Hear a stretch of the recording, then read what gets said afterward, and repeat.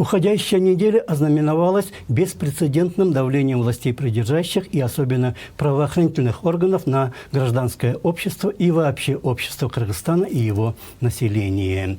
Милиция просто начала ставить все государство перед фактом. Надо сделать то, надо сделать это, и все мы всему этому подчиняемся. На слабое сопротивление в парламенте силовые структуры просто не обращают внимания и делают свое дело. На таком фоне неудивительно, что поправки в закон о некоммерческих организациях почти беспрепятственно прошли второе чтение, и теперь жизнь гражданских активистов значительно усложнится.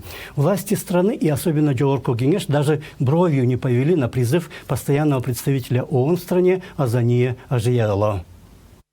Okay, thank you, Excellency. First of all, is to thank this committee of the Jogoku Kenesh for the opportunity to convey the United Nations. Я хотел бы подчеркнуть, что Кыргызская республика на протяжении многих лет гордится своим международным признанием демократии. ООН обеспокоена тем, что усилия по внесению этой поправки в законодательство подорвет эту репутацию и отвлекут от всеобъемляющих целей национального развития. В связи с этим я призываю вас пересмотреть данный законопроект